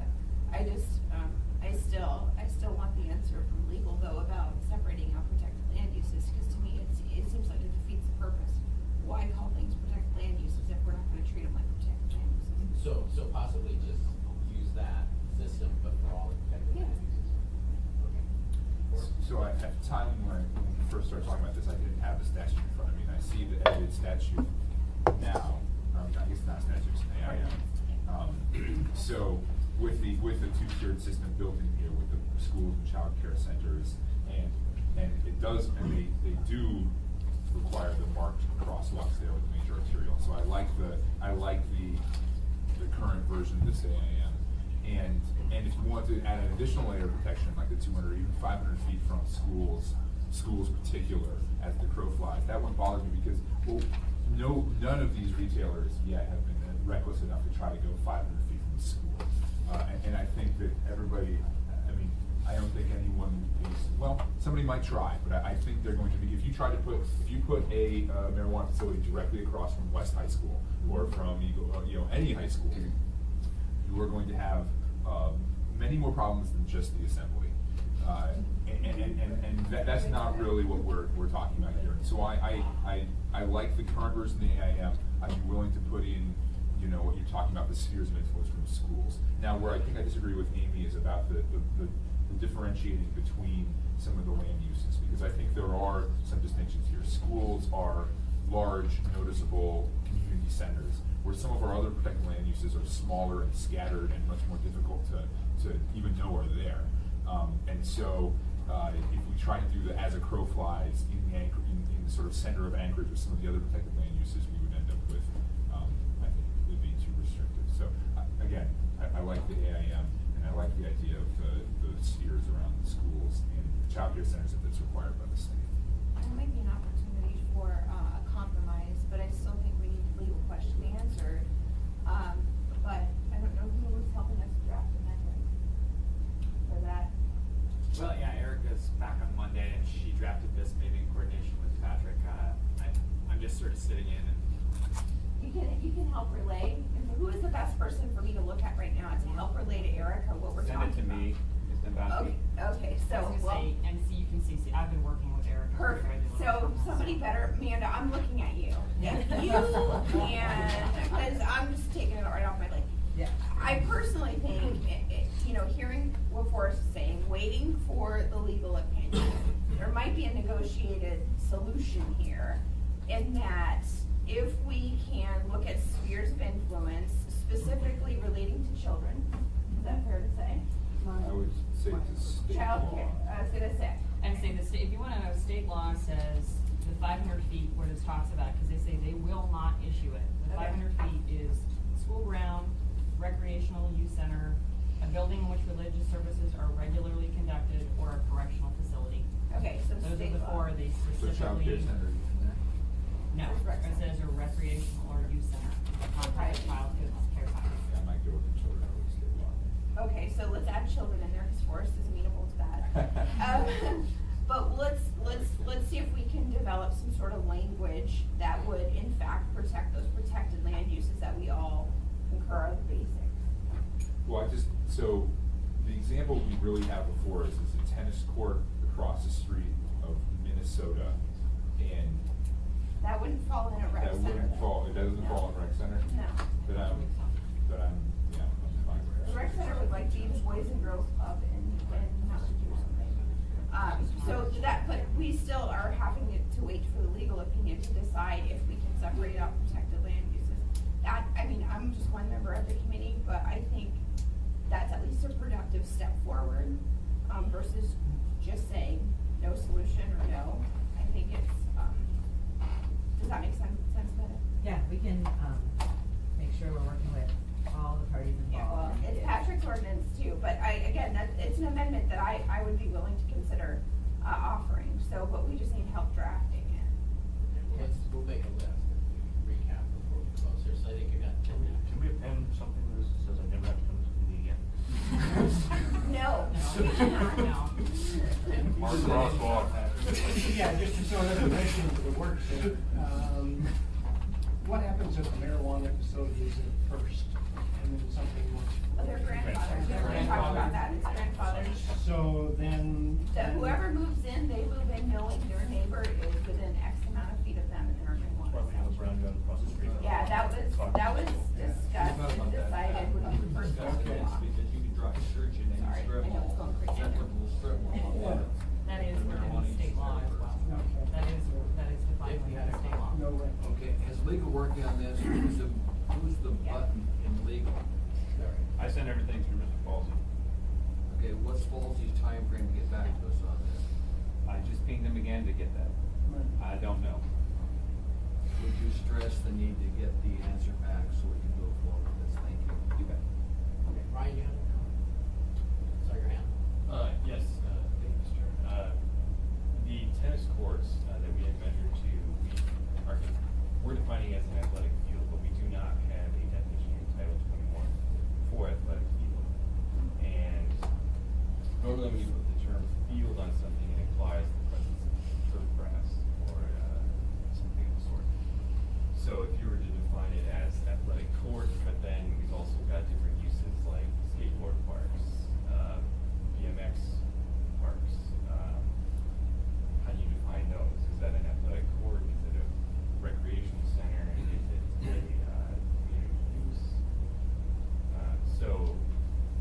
when we try and hone in, I know we're discussing measurement methods right now, but we also need to have clear definitions for the protected land uses, playgrounds and athletic fields or something that we do not have defined as how we do it. So that would help the planning department clear up those issues. All kinds of words are so much. Okay, we have, Kathy, Yeah, I think if you look at the list of protected uses that was passed and included in the ordinance that was passed by the assembly, there were reasons for all those.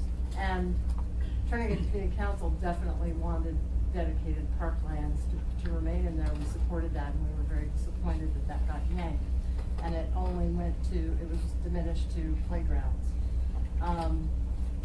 But if you look at all these, I'm not sure that there's two tiers here. Most of these uses include areas where children could congregate or do congregate. And rehabilitative centers, that should not be in a tier, an upper tier. If you're gonna start dividing, are you kidding me? So if you look at this list, I'm not seeing anything that really should be weeded out of again, looking at the intent of the ordinance, the intent of even having protected land uses from the federal, state, and local level, legal code regulations. I just feel like you're going down a wrong road here. And I think you could get into trouble with this pretty quickly. And I thought that was interesting when you said, you know, if you're looking at certain things, the assembly is the least of your problems. If you put something like a retail facility and propose it, if you break down a 1 tier and 2 tier and the lower tiered ones, I would guess that your community council is going to oppose it. And I know that that doesn't have legal standing, the assembly makes the ultimate decision, but I think that could be a real issue if the community council comes out strongly against it, and then you approve it anyway. And then lastly, that whole grandfathered in, I thought that was interesting. I remember that was brought up at a previous meeting. But if a marijuana establishment is already located and then a daycare comes before the planning department and says, we want to open up a daycare, knowing that it's less than 500 feet, would the planning department and then ultimately the decision maker on that, depending if they need a rezone or whatever, would that be denied? Because it should be, because it would be violating that 500-foot separation that's in code. And if the marijuana establishment is there first, I think no other protected land use proposal should be approved by the city. So, thank you. Thank you. Hugh, any new points? Yes. Boy, this is really frustrating. We did this 6 months ago in the summer, and it is all I hear is we're now sending it to legal, and the same two people that negotiated this are now trying to negotiate something else, and it's just getting more complicated. And the industry expressed a sense of urgency. I would propose this: either you just open it totally back up to the assembly, and you do this 2-tiered thing, which is it goes and crow flies 200 feet for all the uses, and for everything else, it's marked crosswalks. For the second tier is marked crosswalks. Just define it. Or don't do that and define practical pedestrian route now as marked crosswalks, and work it out, this change later. Because right now we're just looking at more delay, more complication, more limbo for probably another 6 months. That's my proposal. Hopefully not 6 months. Okay, thank you. Any other comments? I just want to make one to Kathy's point. To be honest with you, I still think all protected uses should be treated the same. And my hope is legal's going to come back and back me up. But we'll see, you know, and part of this process is listening to what other members are saying, what the public's saying, and trying to have a reasonable solution. Again, my goal is to protect the community and make sure the community's interests are the loudest and the forefront. My goal is not to be here and advocate for an industry over the community. I don't care what industry it is. So I'm with you on thinking that the protected land uses are there for a reason, and I appreciate your comments. Good question for staff.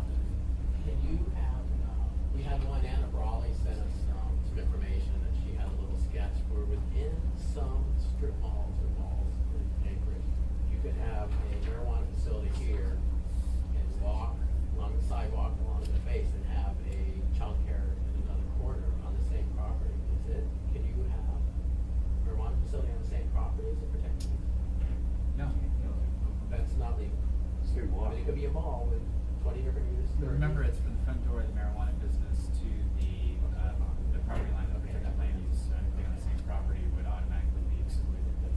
To the property line? Yeah. See, that's part of the problem is that, I mean, we have in code what the protected land uses are, but my guess is that probably the folks on the other side of Minnesota, didn't see that the list says that, an athletic field is on it. I mean, they saw a playground, and so they measured to a playground, they measured to a school, but I don't know if they measured to the tennis courts, and that's an athletic field. We measure to it all, but we also use the crosswalks. Then you came back and did the perpendicular across. Well, your confusion and criticism about that is totally warranted. I understand that. Okay, so we're running out of time now, and to Hugh's point about the urgency of this, I think we all understand that, and that's what we're reading week after week on it, and that's why we have sucked up almost all the time for the tax abatement thing, because I really hope we don't take 6 months to get somewhere. I was just gonna say too, this month, the assembly has an extra meeting scheduled, so even if we don't get the, question back, it may only be delayed a week. But again, we should do our due diligence, make sure we get the questions answered, rather than having to rush and make short-sighted mistakes. So I think it's our job to ask these questions, and frankly, I'm fine with it. Let me try to recap our points. So committee members fill in here. There's one, and I believe this will end up at Aaron. Is that correct? Okay. So look at where you might start with, as the crow flies, 200 feet for certain, generally the schools and residential centers. It says 500. That's what. Well, I was just sort of When we're- speculating. I would still. The goal with 200, from my view, is just so it's not right across the street. You could have it over here, in my understanding, but some of these that would generally work. Right, well, I'm just gonna go on the record now. I thought our understanding earlier was to mimic state law and measure it by the crow flies too, especially with schools, the minimum, being schools, whatnot. Was it state law as the crow flies? No, Or was it not? state law is shortest pedestrian route. I thought you said 500 feet. But it is 500 feet, but then the follow-up is that this distance, where does it say, this section? This distance specified in the subsection must be measured by the shortest pedestrian route from the public entrance of the building in which the licensed premises will be located to the outer boundaries of the school ground, the outer boundaries, so the property line, really, of the protected use. Okay, well, let's say let's start with 200. Some distance. We talk it out, so, because I think 500 gets us back where we were a year ago, so, but anyway, so let's say 200. And then we'll look at whether, through the attorney, if we can separate out the two issues, or have two separate categories of protected use. And then, given that, if it's not within that 200 feet, as the crow flies, that we would measure it as define the shortest practical pedestrian route, similar to what Stephanie's revision of Erica's memorandum was, that instead of controlled access, say major arterials. So on major arterials, you would do, they go through crosswalks. On And then streets below actually, that, you could do Title IX. I recommend minor arterials. Well, minor as well. What's Menard Road though? That is a minor arterial. But that's common to go back and forth. You are connected to the use across the street. Minor arterials too. Lake Otis is a minor arterial. Let's look at this. I guess we can consider, put that, one of those two words in there, and we'll have something to be done. They generally carry similar volumes of traffic. Major arterials are obviously going to be even more so. But when you're talking about posted speed limits, you're usually you're getting to the 30 to 35 mile per hour range plus when you hit minor arterials. So when it comes to ped safety, when you look at, pedestrians being struck, the likelihood of somebody dying once they hit 30 to 35 miles an hour, you have a 90% chance of dying, as compared to when you're going 20, 25, you have a 70% chance of surviving. Again, you're getting into traffic issues, non-sphere of influence. Yeah. So, But when you're looking at minor arterials, though, and operation of roads, it's really hard. I mean, I don't know that the general public would know the difference between a major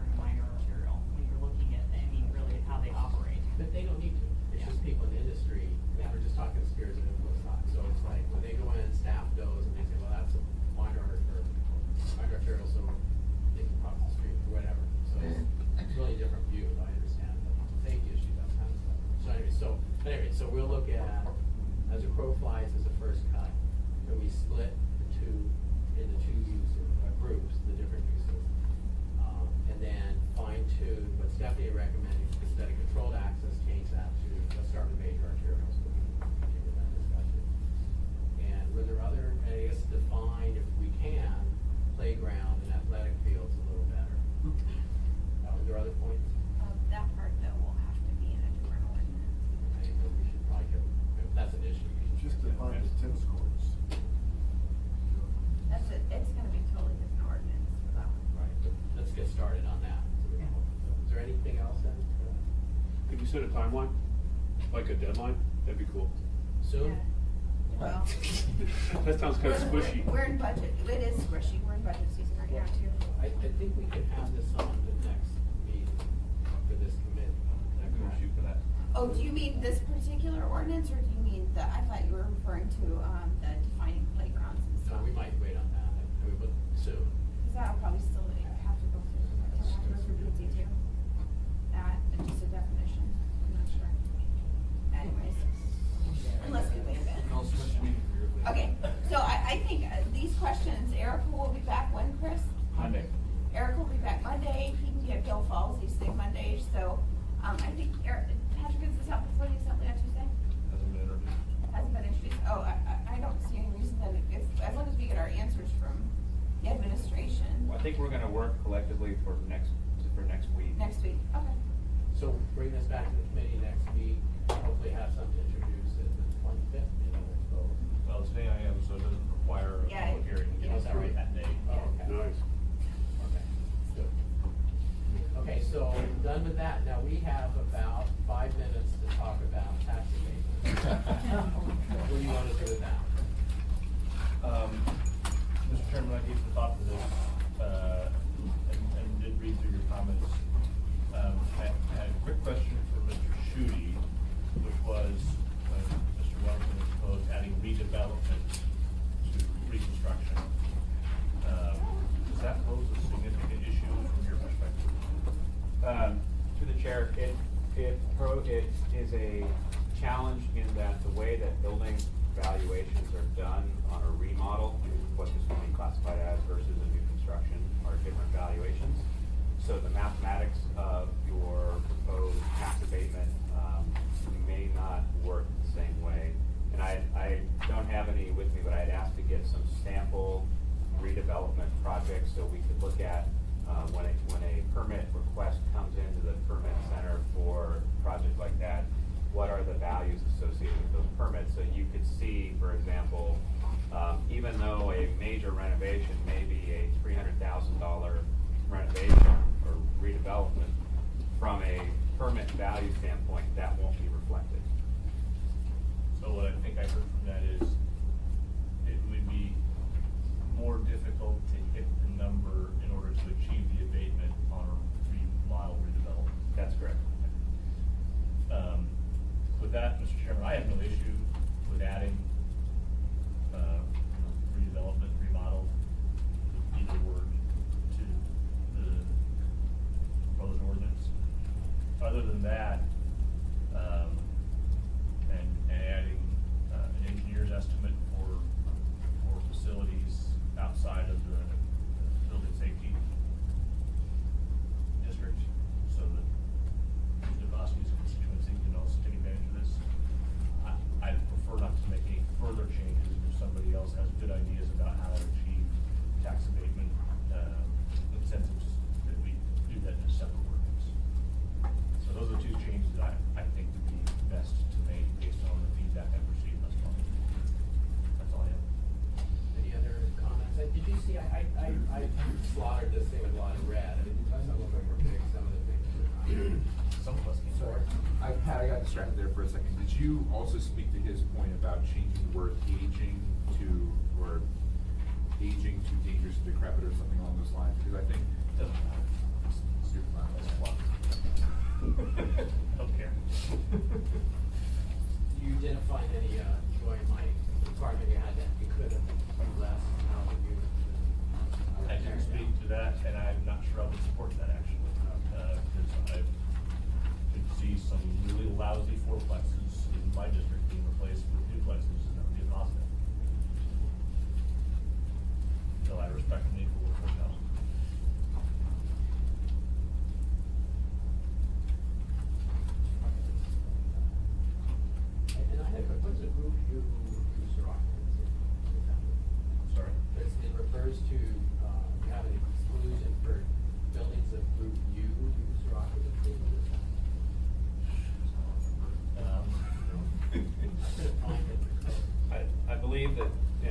go back and check my notes, I believe that is temporary structures. Review it, yeah. Page is up. Page 3 of 6. I think that's right. Line 15. Okay, so that's temporary. I'll double check that for you. And Mr. Chairman, I guess I would just ask that people, except people do have, I know, like I said, the Bosky mentioned her amendment to provide an engineer's estimate, an alternative valuation for outside building safety area. You mentioned adding remodel development. I just would like those amendments to run through either Julia or Dean, so that we can make sure we have the people represented. Okay, so, who does that? You want me to send her an email? Yeah, whoever has the amendment needs, I would appreciate it. Dean did the drafting, so it would be valuable to include him, in your correspondence. Do tax exemptions stack? So you could get, maybe there's a variety of things. I get a tax exemption because I provide more workforce housing, do that or not. Or, I mean. Well, we really don't how's that have, work? We don't the only ones we have currently, the only tax abatement we have, is that crazy process, like Fourth Avenue Theater. We have tax valuation reductions that are associated with owner occupancy, seniors, disabled veterans, so on and so forth. None of those would really affect this because they're not owner occupied. Mr. Chairman, if I could, the two that Patrick spoke of, the deteriorated property and economic development property incentives, specifically call out that they cannot be combined. Okay. But the other individual property tax exemptions would still apply. Okay, so do we need what here? We're abating. It would be improbable for a stacked situation to occur, but I would make the recommendation that we could mimic the language in 1235 that specifically says this can't be combined with other tax abatement incentives, but still allow the individual to receive their property tax exemption. Okay, I think we are at 11 o'clock. Any other comments on this? So we're gonna, so if you have amendments, I have to send them to Julia. If you're kind enough to copy me on them, that's great. If you don't, no problem. Remember, you shouldn't be in violation of the open meeting terms, so actually, that means, you may want to send if you have amendments to the clerk, and then the clerk can. You have a work session? We're ready to tell us, two of them. Now. We're in a work session. I was gonna say, I have a. Okay,